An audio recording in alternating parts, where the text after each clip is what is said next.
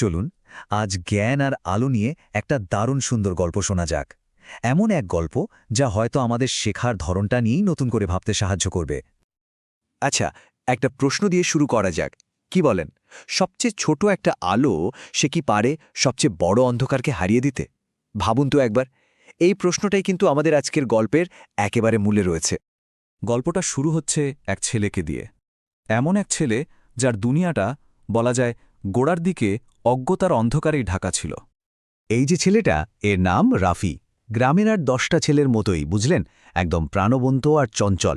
খেলাধুলা বলতে সে অজ্ঞান। কিন্তু সমস্যাটা হতো বই দেখলেই। বইয়ের পাতা উল্টাতে হলেই তার সব আনন্দ যেন কোথায় হাওয়ায় মিলিয়ে যেত। ওর মাথায় একটা ব্যাপার একদম গেঁথে গিয়েছিল, আর এটাই ছিল বলতে পারেন ওর মনের আসল অন্ধকারটা। ও ভাবত, আরে পড়ে আর কি হবে, বড়রা তো এমনিতেই সবকিছু জানে। এই যে ভাবনাটা, এটাই ওর সামনে এগিয়ে যাওয়ার পথে সবচেয়ে বড় দেয়াল হয়ে দাঁড়িয়েছিল। কিন্তু এরপর গল্পে এমন একটা মুহূর্ত এলো যা রাফির পুরো চিন্তার জগৎটাকেই নাড়িয়ে দিল। ছোট্ট একটা ঘটনা, কিন্তু সেটাই ওর ভেতরের কৌতূহলটাকে এক ধাক্কায় জাগিয়ে তুলল। এক রাতের ঘটনা। নদীর ধার দিয়ে হেঁটে যাচ্ছিল রাফি। চারদিক একদম নিস্তব্ধ, শুধু নদীর কুলকুল বয়ে যাওয়ার শব্দ। ঠিক তখনই ওর চোখে পড়ল জিনিসটা। মাটিতে জলজল করছে ছোট্ট একটা আলোর বিন্দু। আর ঠিক ওই মুহূর্তেই জীবনে প্রথমবারের মতো রাফির মনে কিছু একটা জানার জন্য তীব্র একটা ইচ্ছা জেগে উঠল। ওর মাথায় ঘুরপাক খাচ্ছিল একটাই প্রশ্ন: এতটুকুন একটা পোকা কিভাবে এমন আলো জ্বালায়? এই যে সাধারণ একটা প্রশ্ন, এটাই ছিল ওর কৌতূহলের প্রথম স্ফুলিঙ্গ। আর এখান থেকেই শুরু হলো ওর অজ্ঞতার অন্ধকার কাটানোর পালা।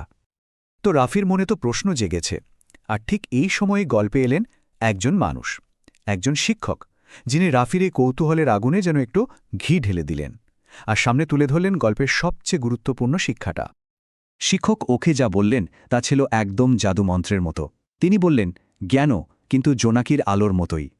যত ছোটই হোক না কেন, তা অন্ধকারকে হারাতে পারে। ভাবা যায়? এই একটা কথাই রাফির এতদিনকার বিশ্বাসকে এক মুহূর্তে ভেঙে গুড়িয়ে দিল।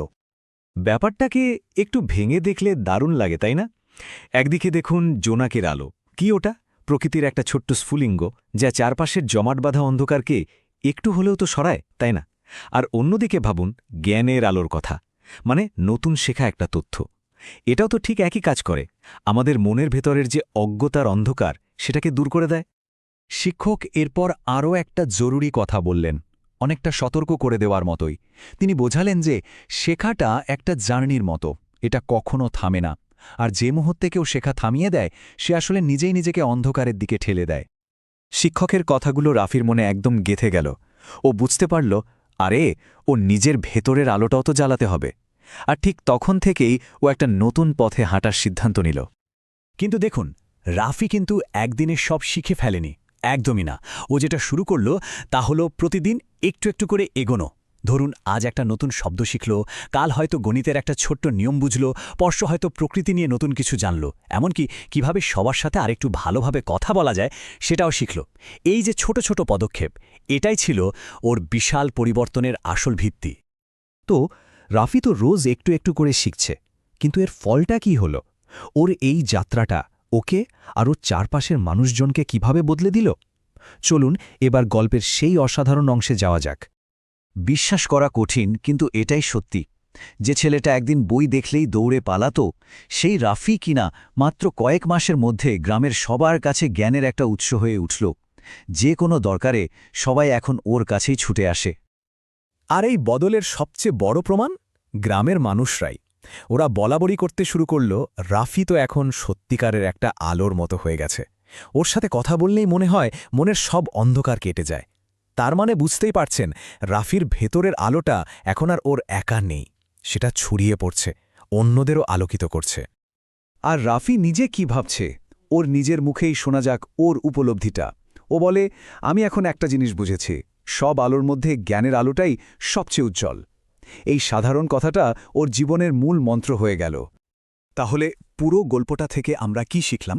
শিক্ষাটা কিন্তু খুব সহজ আর পরিষ্কার।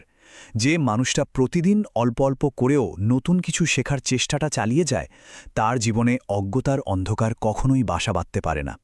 জ্ঞানের ওই ছোট ছোট জোনাকিগুলোই একদিন মস্ত বড় এক আলো হয়ে ওঠে। গল্পটা তো এখানে শেষ, কিন্তু যাওয়ার আগে একটা প্রশ্ন রেখে গেল আমাদের সবার জন্য। আচ্ছা, আজকের দিনে এমন কোনো ছোট জ্ঞানটা হতে পারে আমাদের সেই জোনাকি, কোনো ছোট্ট একটা নতুন শেখা জিনিস যা আমাদের ভেতরের আলোটাকে শুধু আরেকটু উজ্জ্বল করে তুলবে।